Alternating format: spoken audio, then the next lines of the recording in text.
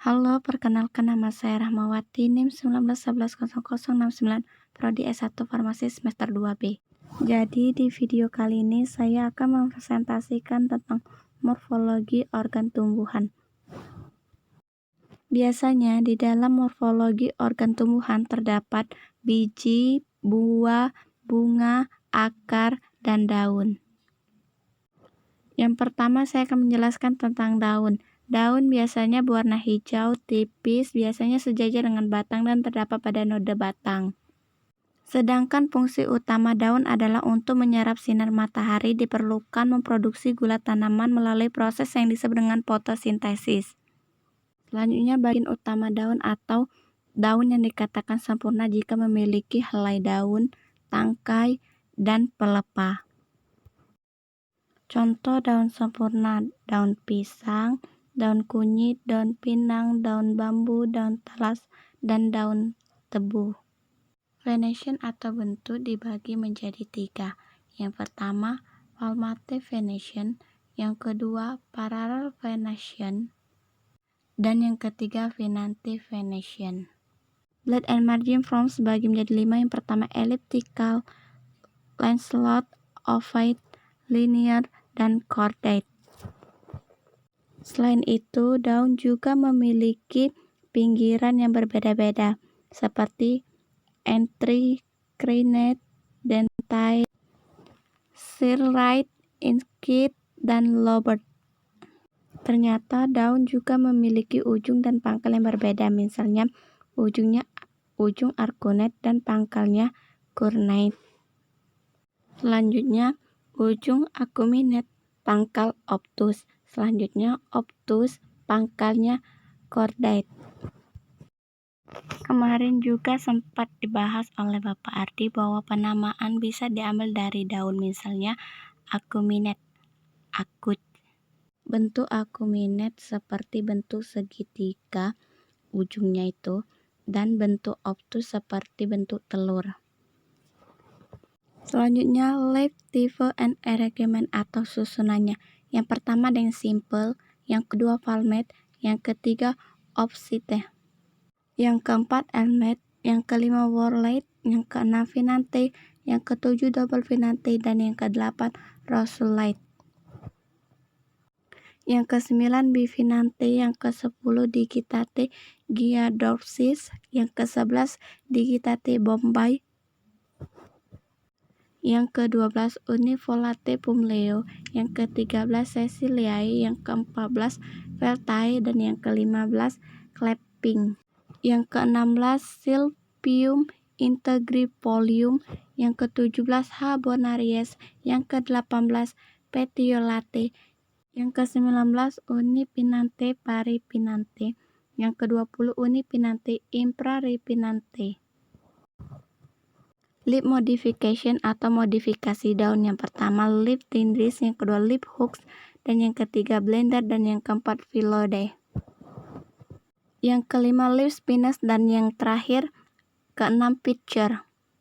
Pada tanaman leaf spinous, ia memiliki berbentuk seperti duri, dan ini disebut dengan daun karena ia memiliki sifat daun tetapi dia tidak memiliki helai daun. Inilah ciri leaf spinous. Kemudian pada tanaman phyllodes seperti contohnya akasia, jika dilihat dari ujung daunnya itu ada daun lagi, kemudian daun yang ada di ujungnya itu disebut dengan daun sebenarnya.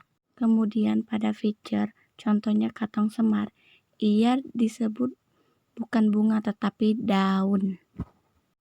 Selanjutnya saya akan membahas tentang biji.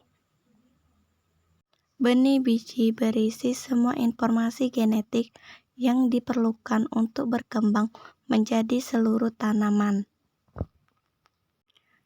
Jenis-jenis biji dibagi menjadi 2. Yang pertama dikotil dan yang kedua monokotil. Pada jenis biji dikotil, biasanya tumbuhan dikotil memiliki biji berkeping.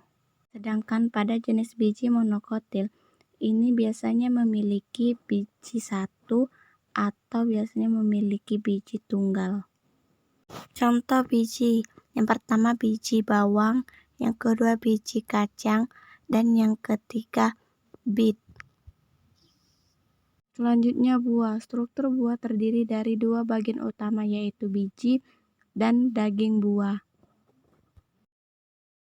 Ahli botani mengistilahkan buah pada frekuensi yang berbeda yaitu dry fruits dan fleshy fruits.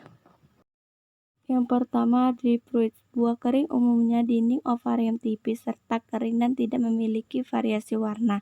Umumnya dibagi menjadi dua yaitu indehiscent dan dehiscent. Contohnya bunga matahari, maple merah, kemiri, kapas, mustard, pea, dan wickweed.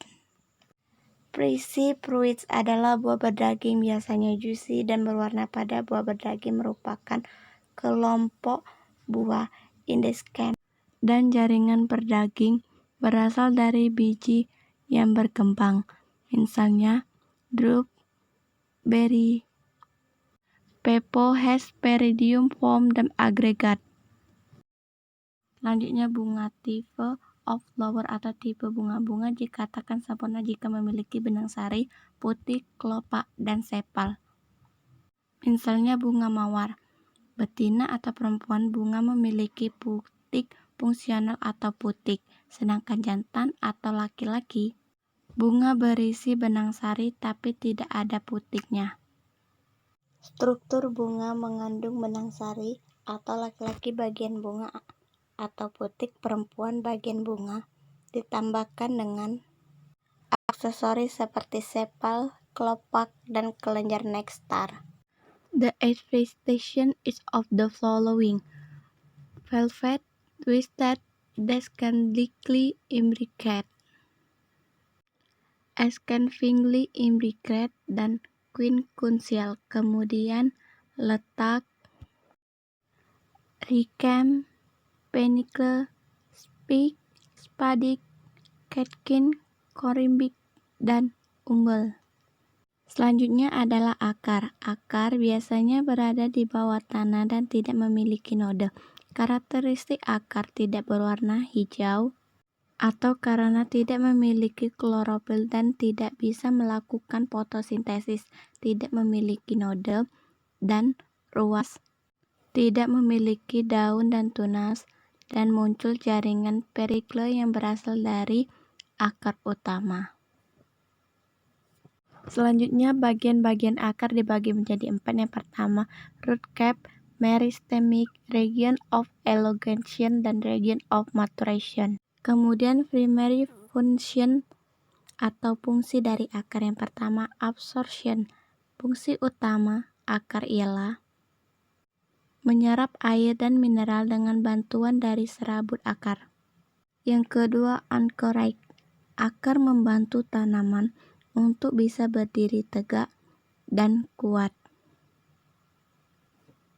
Kemudian root system atau sistem akar dibagi menjadi dua, taproot system atau dikotil dan monokotil atau adventitious root system. Selanjutnya secondary function dibagi menjadi 5, structure of food, respiration, additional support, hostorial foundation, dan yang terakhir assimilation. Pada structure of food, pada beberapa tanaman akar primer berubah menjadi tebal dan berdaging karena menyimpan bahan makanan, biasanya disebut dengan umbi akar dengan klasifikasi conical, fusiform, dan naviform. Kemudian pada respiration, tumbuhan yang tumbuh di daerah rawa dengan tanah yang didominasi oleh air, maka akar akan terlintas atau muncul dengan pori-pori untuk respirasi atau pneumatophoris seperti tanaman Avicennia. Kemudian additional support. Modifikasi akar still root merupakan akar audifuntif yang muncul dari beberapa node batang, seperti jagung dan tebu dan prop. Root merupakan akar yang membentuk dukungan secara mekanik untuk respirasi seperti pada pohon beringin. Yang terakhir, hostorial function. Modifikasi akar dari vital function seperti akar epiphyt akar asimilatory, dan akar parasit.